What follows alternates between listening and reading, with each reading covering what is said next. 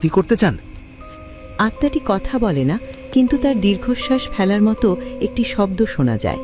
সিধু লক্ষ্য করে আত্মাটিকে দেখার পর তার মনে কোনো ভয় জাগছে না, বরং তার বুকের ভেতরটা এক অজানা দুঃখে ভারাক্রান্ত হয়ে উঠছে। মনে হচ্ছে আত্মাটি তাকে কিছু বলতে চাইছে। আপনি দয়া করে দেবেনকে আর ভয় দেখাবেন না। ও একটু ভীতু প্রকৃতির মানুষ। আপনি কি আমার কাছে কিছু চান? আমি আপনার জন্য কি করতে পারি? ভয় পাস না সিধু, তোদের ক্ষতি করার কোনো ইচ্ছে আমার নেই।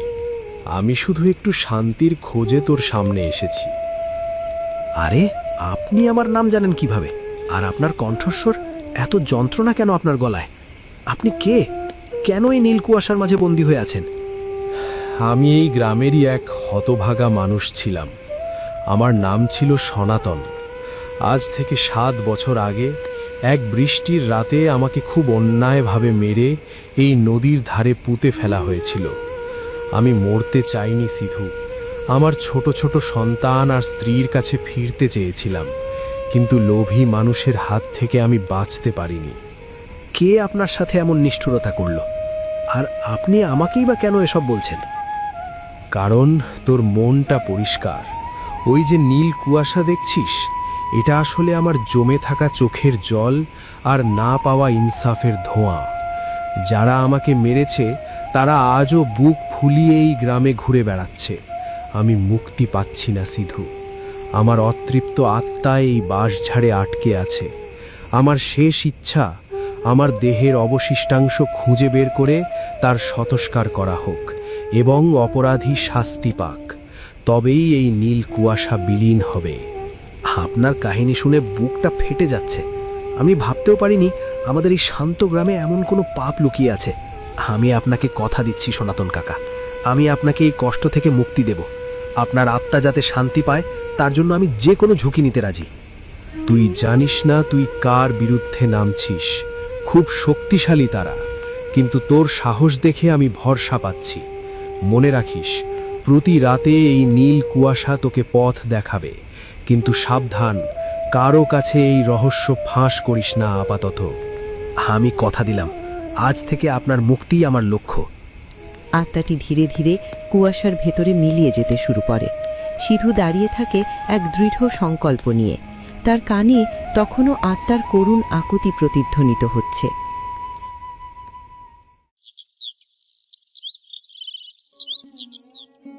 সকাল।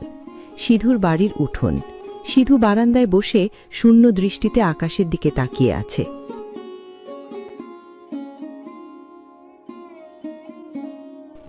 আচ্ছা, কাল রাত থেকে দেখছি তুমি কেমন যেন হয়ে আছো। বাড়ি ফিরলে মাঝরাতের পর জামাকাপড় ভিজে একাকার, শরীর বরফের মতো ঠান্ডা। জিজ্ঞেস করলে কোনো উত্তর দিলে না। কি হয়েছে গো তোমার? কই, কিছু হয়নি তো। শরীরটা একটু ম্যাজ ম্যাজ করছে, এই যা। মিথ্যে বলো না, তোমার চোখ বলছে অন্য কথা। কোনো বিপদ হয়েছে?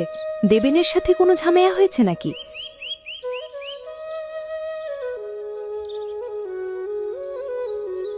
ওরে বাবা, মাথাটা আজ বড্ড ধরেছে রে সিধু। আচ্ছা, কাল রাতে মাছ খাওয়ার পর কি হলো বলতো? আমার তো কিছুই মনে নেই। সকালে উঠে দেখি আমি নদীর পাড়ে ঘাসের ওপর শুয়ে আছি। তুই আমাকে ওখানে ফেলে রেখে একা চলে এলি? আরে না, তুই নিজেই তো বেশি খেয়ে অঘরে ঘুমিয়ে পড়েছিলি। আমি তোকে অনেক ডাকলাম, তুই উঠলি না। তাই তোকে ওখানে রেখে আমি সাহায্য আনতে এসেছিলাম, কিন্তু এসে দেখি তুই নেই। তাই নাকি? কিন্তু আমার মনে হচ্ছে আমি যেন কোনো একটা নীল রঙের কিছু দেখেছিলাম। ধর, সব কেমন জানি গুলিয়ে যাচ্ছে। যা শীত পড়েছিল, নির্ঘাত ঠান্ডায় আমি বেহুশ হয়ে গিয়েছিলাম। নীল রং? কিসের নীল রঙ গো দেবেন্দা? আরে না বৌদি, ও কিছু না, মনের ভুল হবে হয়তো। সিধু, আমি আজ যাই রে, শরীরটা ভালো লাগছে না। দেবেন চলে যায়। সিধু আবার স্তব্ধ হয়ে বসে থাকে। মিথিলা লক্ষ্য করে সিধু বারবার আকাশের দিকে তাকাচ্ছে, যেন সে দিন শেষ হবার অপেক্ষা করছে। দেবেন কিছু মনে করতে পারছে না, আর সিধু কিছু লুকোচ্ছে। তার মানে কাল রাতে নদীর পাড়ে নির্ঘাত কিছু ঘটেছে, যাই মানুষটাকে বদলে দিয়েছে। দিনের বেলাতেও ওর মন পড়ে আছে ওই অন্ধকারের দিকে।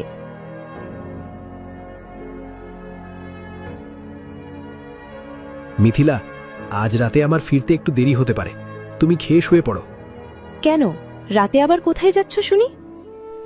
সিধু কোনো উত্তর না দিয়ে বাইরে বেরিয়ে যায়। মিথিলা চুপচাপ দাঁড়িয়ে থাকে। তার চোখে মুখে এখন গভীর সন্দেহ। সে মনে মনে ঠিক করে এই রহস্যের শেষ সে দেখেই ছাড়বে। গোধূলি বেলা পার হয়ে সন্ধ্যা নেমেছে। গ্রামের মেঠো পথ যা নদীর দিকে চলে গেছে। মহেশ রাস্তার পাশের একটা বড় গাছের আড়ালে তামাক খাচ্ছে। তার চোখ রাস্তার দিকে। এই নিয়ে টানা 4 দিন হলো। দিন থাকতে থাকতেই ওই সিধু চাষা ছোকরাটা কেমন চোরের মতো এদিক ওদিক তাকিয়ে নদীর ধারে সেই বাঁশ ঝাড়ের দিকে যায়। কোনো একটা গোলমাল তো নিশ্চয়ই আছে। এমন সময় সিধু দ্রুত পায়ে সেই পথ দিয়ে যেতে থাকে। সে বেশ অন্যমনস্ক। সিধু যে, বলি এই অসময়ে নদীর ধারে কোন রাজকার্য আছে হে? কদিন ধরেই দেখছি সন্ধে হলেই তোমার পা জোড়া ওই নদীর পাড়ের দিকেই ছোটে। হেই, না মহেশদা, এমনি একটু নদীর পাড়ে হাওয়া খেতে যাচ্ছি। সারাদিন মাঠে কাজ করে শরীরটা বড্ড ক্লান্ত লাগে। হাওয়া খেতে? তা হাওয়া খাওয়ার জন্য কি ওই অন্ধকার বাঁশঝাড় আর মরা পোড়ানো নদীর ধারের চেয়ে ভালো জায়গা আর গ্রামে নেই? সিধু, আমার চোখকে ধুলো দেওয়া অত সহজ কাজ নয়। সত্যি করে বলতো, ওখানে কি লুকিয়ে রেখেছিস? কোনো মোহরের ঘটি, নাকি পুরনো আমলের কোনো গুপ্তধন খুঁজে পেয়েছিস? আপনি ভুল ভাবছেন মহেশদা। গুপ্তধন পারব কোত্থেকে? আমি সামান্য চাষি মানুষ, ওসবের লোভ আমার নেই। আপনি বরং নিজের কাজ নিয়ে থাকুন। শোন সিধু, এই গ্রামের ধুলোবালিও আমার হুকুমে ওড়ে। তুই যদি ভেবে থাকিস একাই সব সাবার করবি, তবে ভুল করছিস। আমি কিন্তু তোর ওপর নজর রাখছি। কোনো কিছু পেলে তাতে আমার ভাগ আগে থাকবে, মনে রাখিস। আমি আসি মহেশদা, দেরি হয়ে যাচ্ছে। সিধু কথা না বাড়িয়ে দ্রুত পায়ে চলে যায়। মহেশ তার যাওয়ার দিকে তীক্ষ্ণ দৃষ্টিতে তাকিয়ে থাকে। সে লক্ষ্য করে সিধু চলে যাওয়ার কিছুক্ষণ পরেই নদীর দিক থেকে সেই অদ্ভুত নীল কুয়াশা ধীরে ধীরে উপরে উঠতে শুরু করেছে। এ কি, কুয়াশার রংটা এমন নীল কেন? আর সিধু ওখানে গেলেই এটা কেন বাড়ে? ডাল মে কুছ কালা হ্যায়। আজ তোকে ছাড়ছি না সিধু। দেখি তুই ঠিক কি খাস ওখানে গিয়ে। গভীর রাত। নদীর ধারে সেই নির্জন বাঁশঝাড়। চারিদিক নিস্তব্ধ, শুধু নদীর জলের ছলাট ছলাট শব্দ শোনা যাচ্ছে। সিধু মাটির উপর বসে আছে।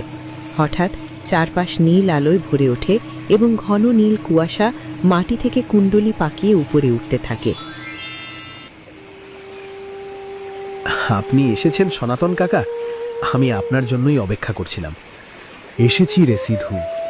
এই নীল কুয়াশা আমাকে বেশিক্ষণ থাকতে দেয় না, কিন্তু তোর কাছে না এসেও শান্তি পাই না। কাকা, আপনি বলেছেন এই নীল কুয়াশা আপনার কষ্টের প্রতীক। এটা কি কখনো দূর হবে না? যেদিন আমার খুনিরা শাস্তি পাবে, যেদিন এই মাটি থেকে আমার অপমানের দাগ মুছে যাবে, সেদিন এই নীল রং মিলিয়ে যাবে। সিধু, ওরা আমাকে একা পেয়ে ঘিরে ধরেছিল। আমি তাদের বিশ্বাস করেছিলাম, কিন্তু তারা আমার পিঠে ছুরি মেরেছিল। মহেশ আর তার সাঙ্গপাঙ্গরা আমার জমি কেড়ে নেওয়ার জন্য এই ষড়যন্ত্র করেছিল। মহেশ, আমি জানতাম ওই লোকটা শয়তান, কিন্তু সে যে কারো সাথে এত বড় অন্যায় করতে পারে তা কখনো ভাবিনি। এদিকে কিছুটা দূরে একটা বড় ঝোপের আড়ালে লুকিয়ে আছে মিথিলা। সে সিধুর পিছু পিছু চুপি চুপি এখানে এসেছে। তার চোখ কপালে উঠেছে। ভয়ে তার শরীর কাঁপছে। সে কাঁপতে কাঁপতে দৃশ্যটি দেখছে। ওরে বাবা, আমি সব কি দেখছি? কুয়াশা কখনো আবার নীল হয় নাকি? আর সিধু কার সাথে কথা বলছে? ওখানে তো কোনো মানুষ নেই, শুধু একটা ছায়ার মতো অশরীরী মূর্তি। আমার স্বামী কি তবে কোনো অশুভ শক্তির কবলে পড়ল? সিধু, আজ আমাদের সাথে অন্য কেউ আছে। কেউ আমাদের কথা শুনে ফেলেছে। কে কে এখানে? মিথিলা ভয়ে একটি চিৎকার দিতে গিয়েও মুখ চেপে ধরে, কিন্তু তার পায়ের নিচে একটা শুকনো ডাল মরাত করে ভেঙে যায়। সে আর নিজেকে সামলাতে পারে না, অন্ধকারের দিকে দৌড় দেয়। মিথিলা, তুমি এখানে? দাঁড়াও। সাবধানে থাকিস সিধু, রহস্য এখন আর গোপন নেই। বিপদ ঘনিয়ে আসছে।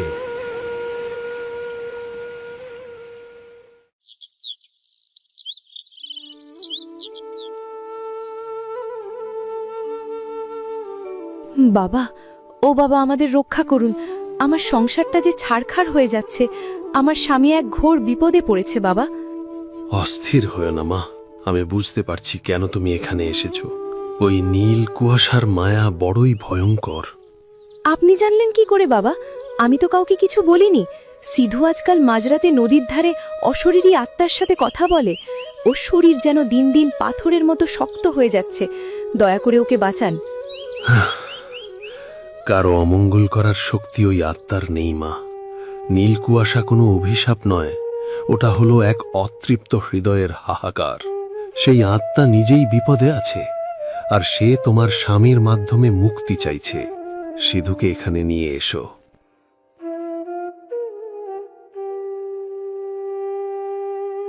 আমি এসেছি বাবা। আমি বুঝতে পেরেছি আপনিই পারবেন এই যন্ত্রণার শেষ করতে। আমি সনাতন কাপাকে কথা দিয়েছি, আমি তাকে মুক্তি দেব, কিন্তু কিভাবে করব তা জানি না।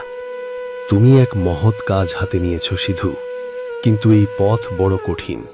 সেই আত্মাটি হল সনাতন, যাকে অন্যায়ভাবে হত্যা করা হয়েছে। তার শরীরের অংশগুলো নদীর পাড়ে বাঁশঝাড়ের নিচে চাপা পড়ে আছে। যতক্ষণ না তার অবশিষ্টাংশ নদীর জলে শুদ্ধ করা হচ্ছে, ততক্ষণ সে এই নীল কুয়াশায় বন্দী থাকবে। কিন্তু বাবা, যারা তাকে মেরেছে তারা তো জানতে পারলে সিধুর ক্ষতি করবে। সত্য যেখানে থাকে সেখানে ভয় থাকতে নেই। আগামী অমাবস্যার রাতে আমরা নদীর পাড়ে যাব। তুমি প্রস্তুত থাকো সিধু। আত্মার মুক্তি আর অপরাধীর শাস্তি দুটোই সেদিন নিশ্চিত হবে। আমি প্রস্তুত বাবা, আপনি শুধু আশীর্বাদ করুন।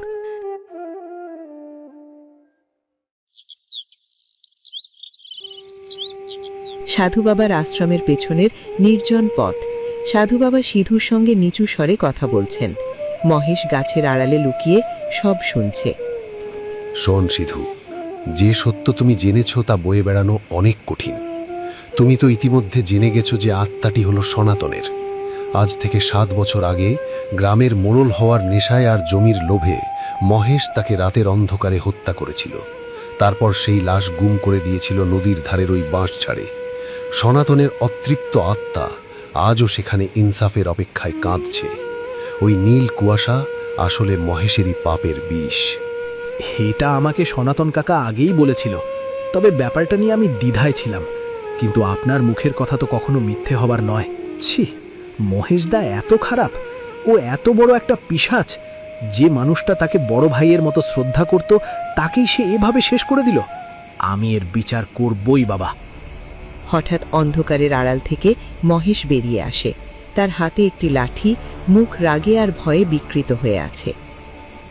থাম সিধু, অনেক জেনে ফেলেছিস তুই। সাধু বামনের মুখে গুল গল্প শুনে আমার বিরুদ্ধে যাবি? জানিস আমার ক্ষমতা কত দূর? এক ডাকে তোকে আর তোর পরিবারকে এই গ্রাম থেকে তাড়িয়ে করে দিতে পারি। ক্ষমতা মানুষকে অহংকারী করে দেয় মহেশ, কিন্তু সত্যকে কখনো চাপা দিতে পারে না। সনাতনের আত্মা জেগে উঠেছে। নীল কুয়াশা এখন তোমার ঘরের দরজায় কড়া নাড়ছে। তুমি কি তার থেকে বাঁচতে পারবে?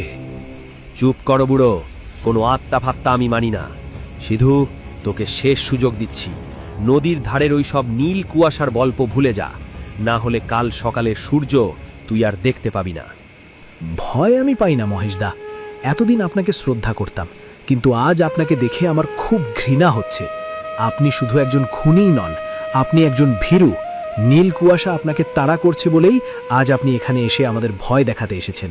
কিন্তু মনে রাখবেন, সনাতন কাকার মুক্তি আর আপনার শাস্তি দুটোই এখন সময়ের অপেক্ষা মাত্র।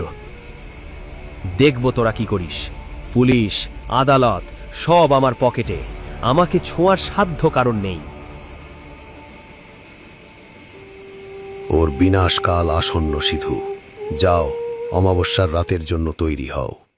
নদীর পার, অমাবস্যার নিকষ কালো রাত। সাধু বাবা মাটির উপর একটি গোল চক্র এঁকে তার মাঝখানে যজ্ঞের আগুন জ্বালিয়েছেন। আগুনের শিখা নীল কুয়াশার প্রভাবে মাঝে মাঝে নীলচে হয়ে উঠছে। সিধু পাশে দাঁড়িয়ে সব দেখছে। ওম শান্তি। হে অতৃপ্ত আত্মা, তোমার যন্ত্রণার অবসান হোক। এই পবিত্র অগ্নিতে তোমার পার্থিব মোহ আর ক্রোধ বিসর্জন দাও। বাবা, নীল কুয়াশাটা আগের চেয়ে অনেক বেশি ঘন হয়ে আসছে। আমার যেন নিঃশ্বাস নিতে কষ্ট হচ্ছে।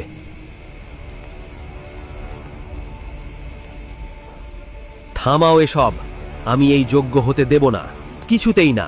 তোমাদের এই যজ্ঞের মাধ্যমে আমার অনেক বড় ক্ষতি হয়ে যাবে, এটা আমি কিছুতেই হতে দেব না। সিধু, আজ তোদের সবাইকে কেটে টুকরো করে আমি এই নদীতে ভাসিয়ে দেব। আমার পাপের কোনো প্রমাণ আমি রাখব না।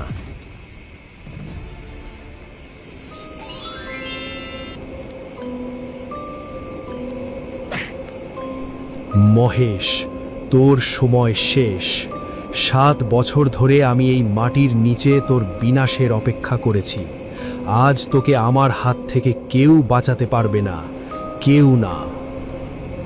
না, আমাকে ছেড়ে দাও। সনাতন, আমাকে মাফ করে দাও। আমি সব জমি ফিরিয়ে দেব। বাঁচাও, বাঁচাও। ওরে সিধু, আমাকে বাঁচা।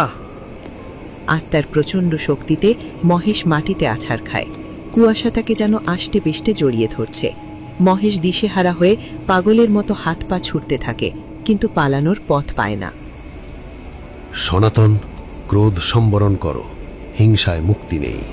সিধু, ওই যে মাটির নিচে ওর দেহাবশেষ আছে, সেখানে গঙ্গাজল ঢালো, এখনই সময়।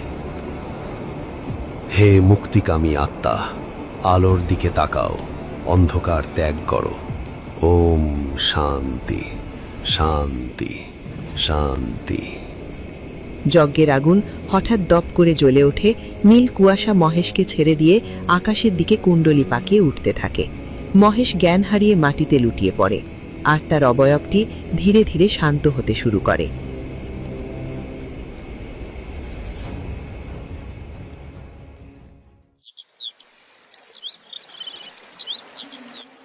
নদীর পার। পরের দিন ভোর। সূর্যের প্রথম আলো নদীর জলে চিকচিক করছে। গত রাতে সেই ভয়ঙ্কর নীল কুয়াশার কোনো চিহ্ন নেই। চারপাশ এক অদ্ভুত শান্ত ও পবিত্র স্তব্ধতায় ডুবে আছে। সিধু নদীর পাড়ে দাঁড়িয়ে দিগন্তের দিকে তাকিয়ে আছে। মিথিলা তার পাশে এসে দাঁড়ায়। রাতটা যেন এক জন্মের মতো দীর্ঘ ছিল, তাই না? দেখো, আজ সকালের বাতাসটা কত নির্মল লাগছে। ঠিক বলেছ মিথিলা। যখন সেই নীল কুয়াশা ধীরে ধীরে সাদা হয়ে আকাশের মেঘে মিশে গেল, তখন মনে হলো যেন কেউ আমার বুকের উপর থেকে পাহাড় সম এক পাথর সরিয়ে নিল। সনাতন কাকা যাওয়ার আগে যেন আমার মাথায় হাত রেখেছিলেন। সেই শীতল স্পর্শে কোনো ভয় ছিল না, ছিল শুধু এক অসীম শান্তি আর আশীর্বাদ। সাধু বাবা ঠিকই বলেছিলেন, আত্মা শুধু মুক্তি চেয়েছিল, প্রতিহিংসা নয়। কিন্তু মহেশদা, তার কি খবর? ওরে সিধু, মিথিলা বৌদি, খবর শুনেছো নাকি? আজ ভোরের আলো ফোটার আগে মহেশদাকে নাকি গ্রামের শেষ মাথায় দেখা গেছে। পাগলের মতো কিসব বিড়বিড় করতে করতে একটা ঝোলা কাঁধে নিয়ে গ্রাম ছেড়ে পালিয়েছে লোকটা। লোকে বলছে ওর চোখ মুখ নাকি আতঙ্কে নীল হয়ে গিয়েছিল। অনুশোচনা আর ভয় মানুষের সবচেয়ে বড় শাস্তি রে দেবেন। মহেশ নিজের পাপের কাছে হেরে গেছে। এই গ্রামে তার জন্য আর কোনো জায়গা নেই। যাক বাবা, আপদ বিদায় হয়েছে। কিন্তু জানিস সিধু, আজ সকালে উঠে আমার শরীরটা খুব হালকা লাগছে। সেই যে নীল কুয়াশা দেখে আমার মনে একটা ভয় চেপে বসেছিল, সেটা একদম